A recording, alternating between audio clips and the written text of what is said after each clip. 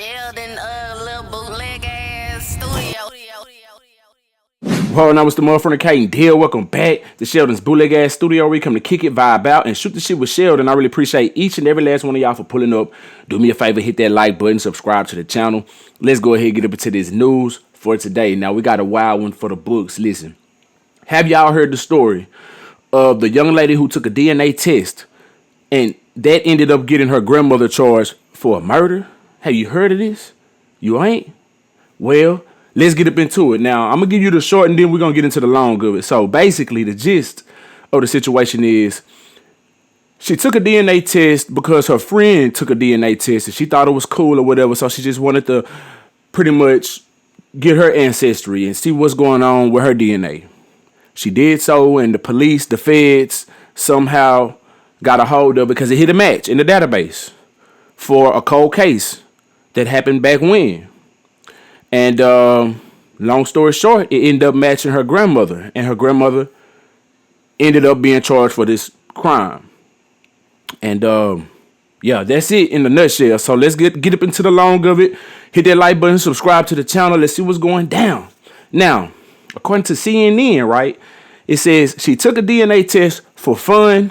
Police used it to charge her grandmother with murder in a cold case. Whew. All right, now it says it was the middle of Jenna Gorotowski's workday at the local flower shop in Newberry, Michigan, when she got a call from an unknown number. The now 23-year-old doesn't usually answer unknown calls, but says she decided to pick this one up in May 2022. To her surprise, it was a detective from the Michigan State Police. He was like, "Have you heard of the baby Garnett case?" Jenna told CNN. Jenna had heard of it. In 1997, a deceased infant was found in a campground pit toilet at the Garnett Lake Campground, right where Jenna grew up. Wow. So the grandmother got rid of it where she was raised in her area. Wow. Anyway, investigators couldn't find any leads on the identity of the baby or anyone who witnessed a person abandoning an infant, according to a news release from the Michigan Attorney General's office. The case went cold, and the baby Garnett case became a known murder mystery in Jenna's small town for decades. Your DNA was a match, Jenna says the detective on the phone told her. She was related to the dead infant from 1997. Sheesh, that's crazy. Jenna was in shock. The detective sounded sure, Jenna said, but she wondered how he had even obtained her DNA. Let's get into it. It says about 6 months earlier, her friend had gotten a family tree DNA test for Christmas, and Jenna decided to order her own. DNA from other baby Garnett relatives led detectives to Jenna's family tree DNA kit, according to court documents. This is wild. The detective said a woman from Identifinders International, a genetic genealogy investigation firm, would call her about the DNA to help with identifying closer relatives, according to Jenna.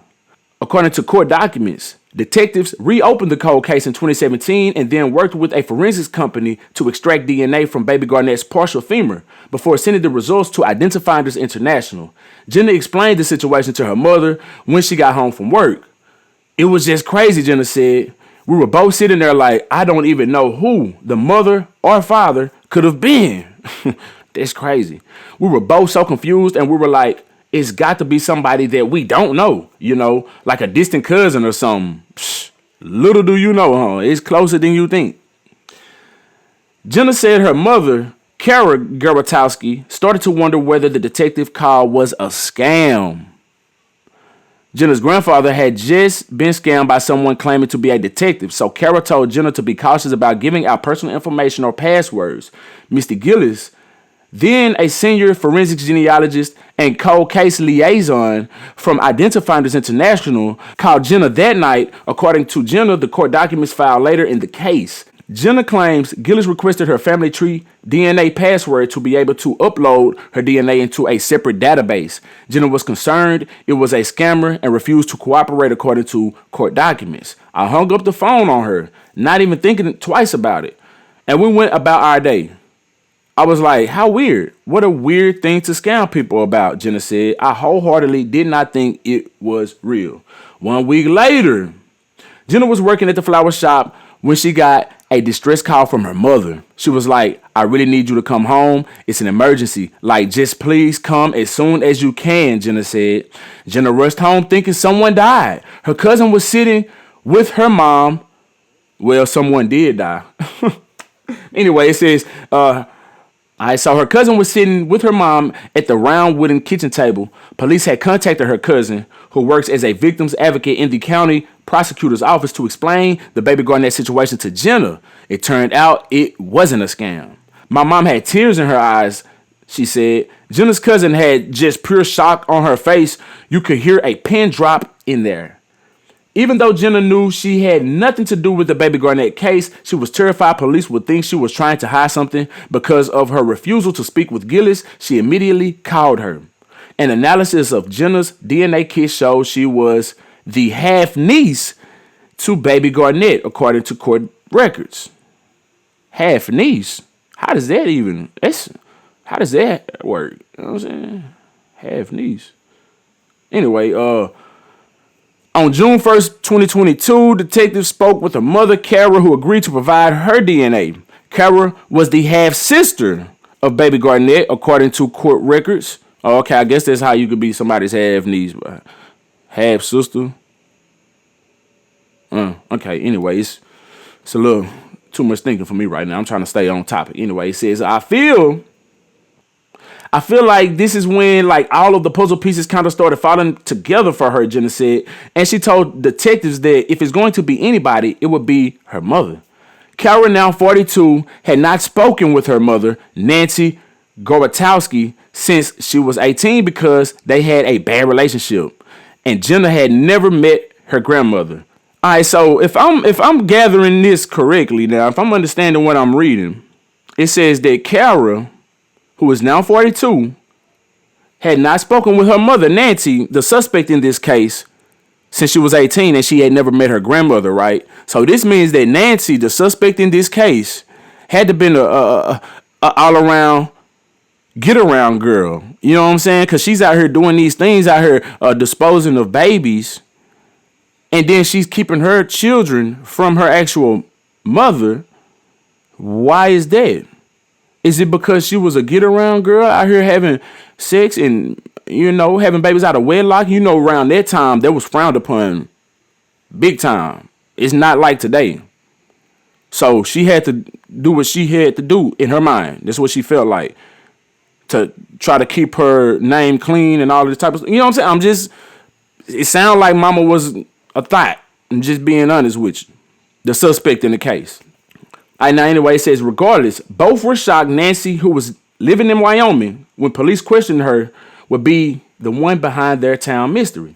I had grown up knowing about the case my whole life, and then come to find out it was my grandma that did it, Jenna said. The Michigan attorney, so she moved from wherever she was all the way to Wyoming to try to get away from all this. Yeah, that's what it sounded like. Anyway, the Michigan attorney General's office alleges Nancy delivered the newborn alone at her Newberry home, during which baby Garnett died due to asphyxiation, and that this death could have been prevented by medical intervention Nancy Gorbatowski did not seek. So basically, she suffocated the baby. Yeah.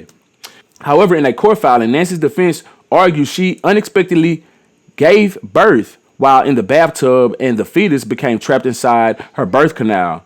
She attempted to pull the fetus out of her own body, the filing says, but couldn't deliver the fetus and lost consciousness at some point in the delivery.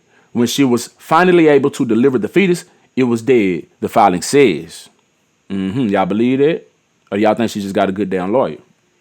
Her defense argues that Nancy, like the average person in the county in 1997, did not have access to telephone or cell line, so she couldn't call 911. While she concedes in her legal filings, she placed the stillborn fetus in a bag and left the remains at the campground. Her defense attorneys argue she had been in shock after having had no pain medication during the traumatic birth. I mean, these lawyers, they really working for it, sounds like, you know what I'm saying? Nancy is charged with 1 count each of open murder, involuntary manslaughter, and concealing the death of an individual. Open murder carries a potential life sentence. In a hearing on Thursday, Nancy's defense argued that the case against her should be dropped in its entirety because the state cannot prove the baby was born alive.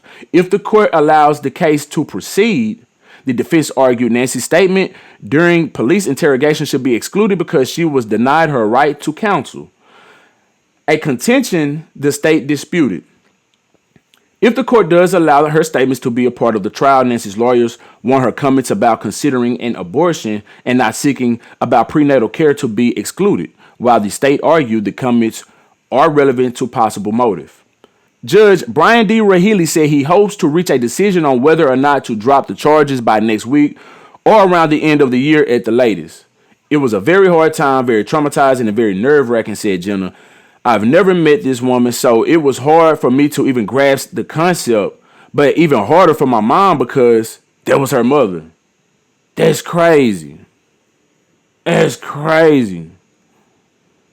So she not even met her grandmother at all, and she had to turn her grandmother in. I guess one wouldn't feel too bad